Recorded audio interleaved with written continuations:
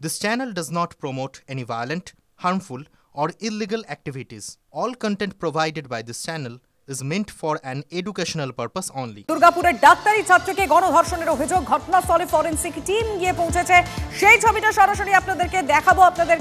দুর্গাপুরের ডাক্তারি ছাত্রীকে গণধর্ষণের অভিযোগে যে ঘটনাস্থল, সেখানে এই মুহূর্তে ফরেনসিকের টিম রয়েছে, তারা নমুনা সংগ্রহ করছে। সেই ছবিটা এই মুহূর্তে সরাসরি এখান থেকে সেই নিঃসন্দেহে জয়ন্ত আমাদের প্রতিনিধি একেবারে ঘটনাস্থল থেকে রয়েছে। জয়ন্ত, এখন সেখানকার ছবিটা কি? দেখো, তোমাকে ছবিটা আগে দেখাবো। দেখো, ফরেনসিক বিশেষজ্ঞরা নমুনা সংগ্রহ করছে। 48 ঘন্টা হতে আর 4 ঘন্টা বাকি আছে।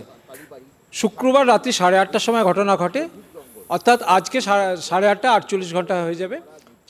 4 ঘন্টা বাকি থাকতেই ফরেনসিক বিশেষজ্ঞরা নমুনা সংগ্রহ করছে। আর 36 ঘন্টা পরে এই ব্যারিকেড হয়েছে।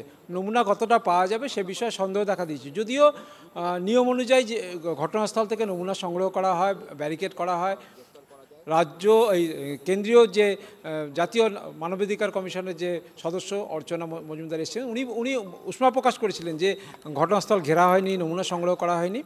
তার পরের দিন অর্থাৎ গতকাল রাত্রে উনি এই কথা বলার পরে আজকে দেখা যাচ্ছে পুলিশের তৎপরতা বেড়েছে। সকালবেলায় ড্রোন উড়িয়ে এখানে অপরাধীদের খোঁজার চেষ্টা করেছে। বাইক নিয়ে পুলিশ এই গলির রাস্তা ধরে, যে গলির রাস্তা ধরে আমরা এই ফরেনসিক বিশেষজ্ঞদের দেখতে পাচ্ছি, সেই গলির রাস্তা ধরে পুলিশ খোঁজ চালিয়েছে।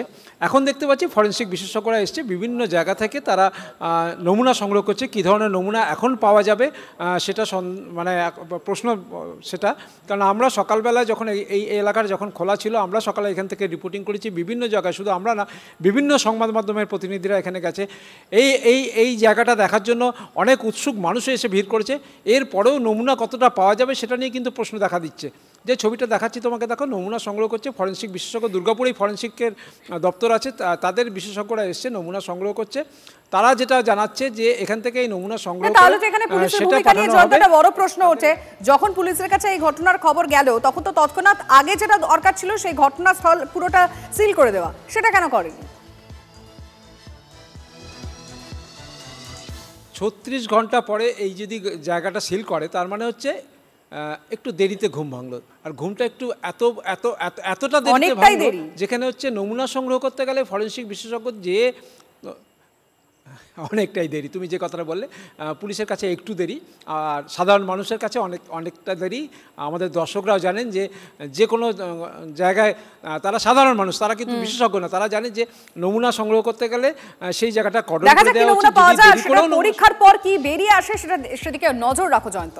মা শারদা, শ্রী চৈতন্যের পর এবার মা লক্ষ্মীর সঙ্গে তুলনা মমতা বন্দ্যোপাধ্যায়ের। মুখ্যমন্ত্রী মমতা অবশ্যই আমরা সেই মন্তব্যের দিকে নজর রাখবো, কেন এই তুলনা টানা হয়েছে বা কি ক্ষেত্রে এই তুলনা, সেই বিষয়টা নিয়ে আসবো, কথা বলবো। কিন্তু তার আগে মুখ্যমন্ত্রীর একটা বক্তব্যের দিকে আমাদেরকে নজর রাখতে হবে। সেটা কি বক্তব্য? আজকে উত্তরবঙ্গ যাওয়ার আগে যেটা বললেন মুখ্যমন্ত্রী, মেয়েদের রাতে বাইরে যাতে না বেরোয়, অর্থাৎ মেয়েদের বেরোনোর ক্ষেত্রে একটা নিষেধাজ্ঞা, বিশেষ করে রাতে। ছাত্রী ধর্ষণের ঘটনায় কার্যত বেসরকারি হাসপাতালকেই দায়ী করলেন মমতা।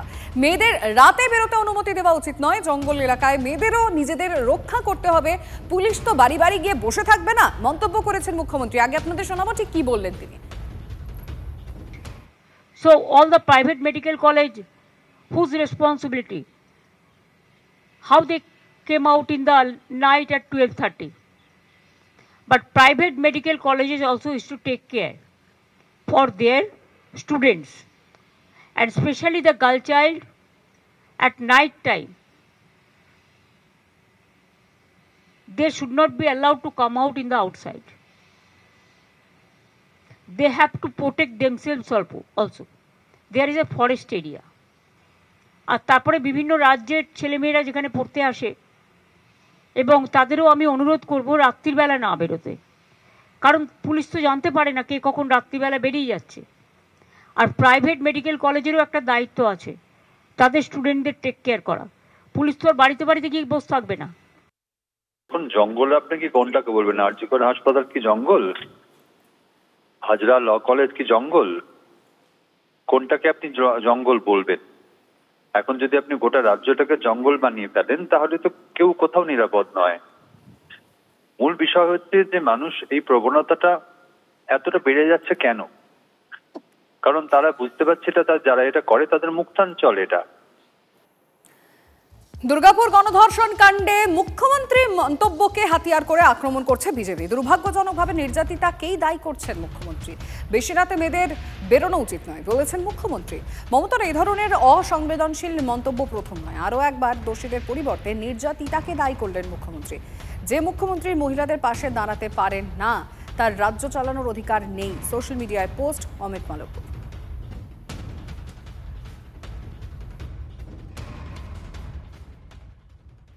আমরা কি বলতে চাইছি যে মেয়েরা আজকে যারা উইমেন এম্পাওয়ারমেন্টের কথা আমরা বলি, উইমেন লেড ডেভেলপমেন্টের কথা বলি, জেন্ডার জাস্টিসের কথা বলি, সেই মেয়েরা যদি রাতের অন্ধকারে কোথাও যান তাহলে তারা ধর্ষিতা হবেন?